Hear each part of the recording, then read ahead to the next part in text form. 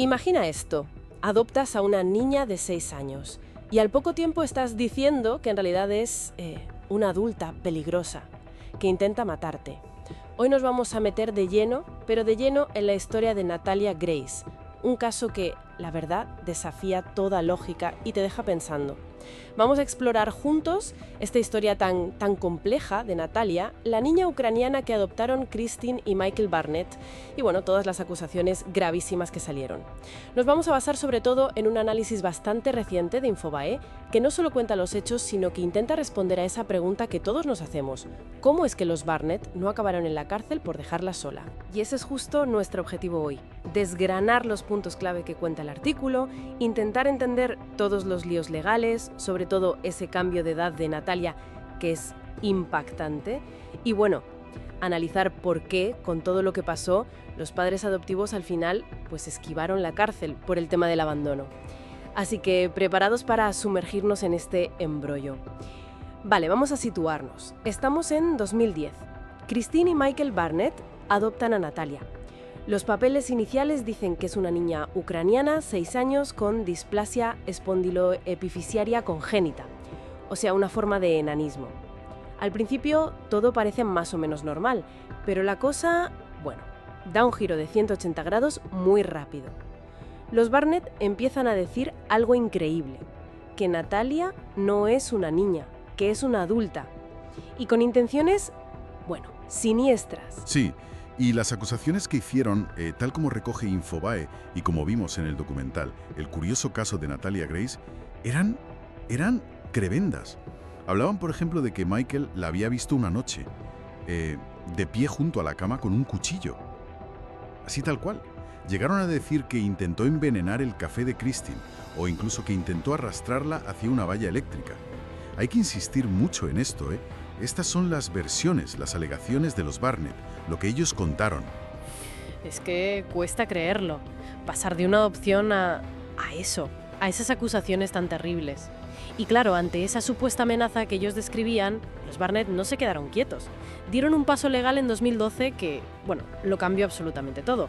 Fueron a un juzgado y consiguieron algo sorprendente. De Indiana, que es curioso porque estos tribunales normalmente llevan temas de herencias, testamentos, tutelas, no cambios de edad.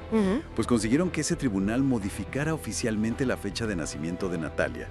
La cambiaron de 2003 a 1989. ¡Pum! Espera. Un tribunal de sucesiones. Cambiando la edad así como así. Pero, ¿y eso qué consecuencias tuvo? Porque no suena a un simple papel, ¿no? Consecuencias enormes.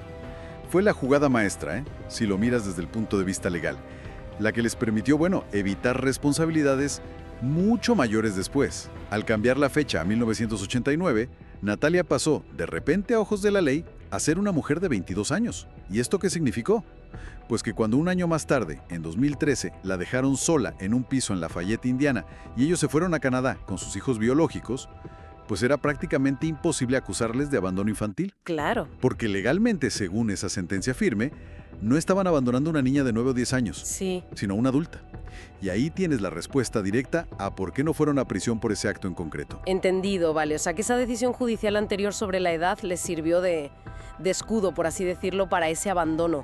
Pero la historia sigue, porque años después, en 2019, sí que les cayeron acusaciones formales, ¿no? Correcto, sí. En septiembre de 2019, la Fiscalía presentó cargos contra los dos por negligencia hacia una persona dependiente. Había varios cargos, negligencia con resultado de lesiones graves, conspiración para cometer negligencia. El argumento de la Fiscalía era que daba igual la edad legal que le hubieran puesto. Natalia tenía una condición física, el enanismo, que la hacía dependiente, vulnerable, y que los Barnett la habían desatendido de forma grave al dejarla sola. Parecía que, que por ahí sí se podía hacer algo de justicia. ¿Pero qué pasó al final con esos cargos? Pues el resultado fue otra vez sorprendente y frustrante, imagino, para quienes esperaban una condena.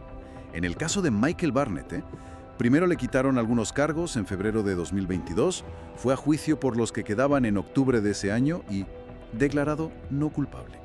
¿No culpable? No culpable. Y Christine Barnett, ella ni siquiera llegó a juicio. La Fiscalía retiró todos los cargos contra ella en marzo de 2023. Argumentaron falta de pruebas suficientes. Pero, ¿cómo que no había pruebas suficientes? ¿Otra vez tuvo que ver lo del cambio de edad? Todo indica que sí, y de forma decisiva. Lo que se entiende del análisis que hace el artículo es que esa condición legal de Natalia como adulta era como una sombra que lo tapaba todo.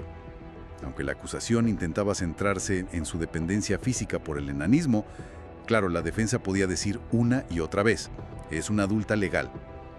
Y parece que eso hizo muy difícil para la Fiscalía probar más allá de toda duda razonable esa negligencia hacia una dependiente, en los términos exactos que pedían los cargos.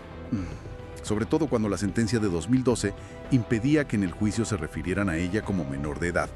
Intentar demostrar esa dependencia sin poder usar la edad biológica como argumento principal, pues parece que fue un muro insalvable. Madre mía, qué laberinto que elevar. Y claro, todo esto ha generado un interés mediático tremendo. El artículo habla de una miniserie, Good American Family, que se ha visto en Hulu y otras plataformas. Por lo visto, enfoca el caso de una manera un poco particular. Así es. El artículo resalta que la serie tiene una estructura, interesante. Primero te cuenta la versión de los Barnetts y luego la de Natalia. La creadora Katie Robbins, según la citan, quería jugar un poco con eso, con la percepción de quien lo ve, hacernos dudar de nuestros propios prejuicios y de cómo eso afecta a cómo interpretamos una historia tan polarizada. Y la serie muestra algo importante sobre esos juicios por negligencia que comentabas. Pues según el artículo, sí. Parece que recrea momentos del juicio de Michael Barnett, donde se ven pruebas que podrían ser muy comprometedoras, como mensajes de texto entre los Barnett, que, sugerirían un trato abusivo hacia Natalia. Pero, y esto es clave, también refleja esa decisión judicial durante el juicio.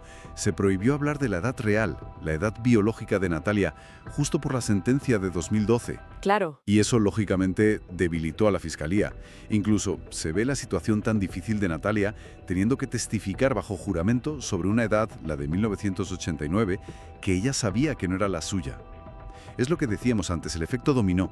Esa decisión sobre la edad, tomada años atrás, seguía marcando las reglas del juego y limitando mucho la búsqueda de justicia. Es increíble cómo una decisión legal puede tener unas consecuencias tan largas. Pero todavía hay más giros, ¿verdad? Porque años después de todo esto, aparece una prueba científica. Efectivamente. En 2023, ya con los procesos por negligencia cerrados y finiquitados, se hace pública una prueba de ADN. Y el resultado fue demoledor, tanto para la versión de los Barnett como para la propia sentencia de 2012. La prueba indicaba que Natalia tenía unos 9 años cuando la adoptaron en 2010. No los 6 que se creía al principio, ¿vale? Pero desde luego lejísimos de los 20 o 21 que tendría si hubiera nacido en 1989. O sea que la ciencia confirma era una niña. Pero, ¿esto tiene algún valor legal ahora? ¿Con los juicios ya terminados? Legalmente, para reabrir esos casos de negligencia es muy complicado. Existe el principio de cosa juzgada, ¿sabes? Esa idea básica en derecho para que las sentencias sean estables y los casos no se reabran una y otra vez si ya hay una decisión firme. Sin embargo, la relevancia de esta prueba es enorme, a nivel de verdad material de lo que realmente pasó y para la opinión pública. Pone sobre la mesa un choque brutal entre la verdad científica y la verdad legal que se estableció en su momento. Y esto sí que abre un debate importante sobre cómo deberían los sistemas judiciales manejar estas situaciones cuando aparecen pruebas científicas irrefutables, pero tarde, y contradicen decisiones anteriores. Y mientras todo este debate sigue, ¿qué se sabe de Natalia Grace hoy en día? ¿Cómo está ella? Pues según cuenta Infobae, después de un tiempo con otra familia adoptiva, los Manns, con quienes también hubo problemas, parece ser, pues actualmente reside en Nueva York. Y fíjate qué curioso, vive con la familia de Paul, una pareja que ya había intentado adoptarla allá por 2009, antes incluso que los Barnett. Pero en su momento los descartaron. Parece que Natalia está intentando, construir su vida, buscar su independencia. El artículo también señala algunos puntos que llama esperanzadores dentro de todo el drama. El apoyo enorme que ha recibido en redes sociales y una disculpa pública que le hizo Jacob, uno de los hijos biológicos de los Barnett. Parece que la serie Good American Family recoge esto como una especie de justicia emocional, un reconocimiento público que choca un poco con los resultados judiciales, ¿no? Entonces, si intentamos resumir todo lo que hemos sacado de esta historia a través del artículo, tenemos por un lado esas acusaciones espeluznantes de los Barnett, Luego, la maniobra legal clave, el cambio de edad en 2012, que fue fundamental para que no se les pudiera acusar de abandono infantil y que complicó muchísimo los cargos posteriores por negligencia. Hemos visto por qué esos cargos al final no llegaron a buen puerto en los tribunales. Y para rematar, la prueba de ADN tardía que contradice la edad legal y, bueno, el papel de los medios y las series en cómo percibimos este caso tan enrevesado. Exacto. Y lo que este caso deja al descubierto son muchísimas capas de complejidad. Por un lado, las posibles grietas o limitaciones del sistema judicial, cuando una decisión temprana, quizás basada en información, sesgada o incompleta, tiene efectos tan profundos y tan duraderos.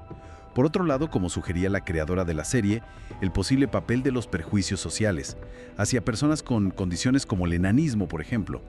También demuestra lo dificilísimo que es llegar a una verdad única, objetiva, cuando tienes narrativas tan opuestas y tan cargadas de emoción. Y desde luego hay que destacar la increíble resiliencia que ha mostrado Natalia durante todo este calvario, la verdad. Y si me permites, para ir cerrando, me gustaría dejar una pregunta flotando, algo para reflexionar más allá del caso concreto. Viendo situaciones como esta, ¿cómo debería la justicia encontrar el equilibrio entre la necesidad de cerrar los casos, la cosa juzgada, y la aparición posterior de pruebas científicas que demuestran que una decisión anterior fue objetivamente errónea? O quizá, mirando más a la prevención, ¿qué se podría hacer mejor, como sociedad o a nivel legal, para proteger a menores en adopciones que se tuercen de esta manera tan dramática? Sobre todo cuando surgen acusaciones tan graves por parte de los propios adoptantes. Preguntas cruciales, sin ninguna duda. Si este análisis a fondo de un caso con tantísimas aristas te ha parecido interesante, si te ha aportado algo de claridad, pues te invitamos a suscribirte a nuestro canal. Así no te perderás otras exploraciones en profundidad como esta, siempre basándonos en fuentes directas. Muchísimas gracias por habernos acompañado en esta inmersión. Hasta la próxima.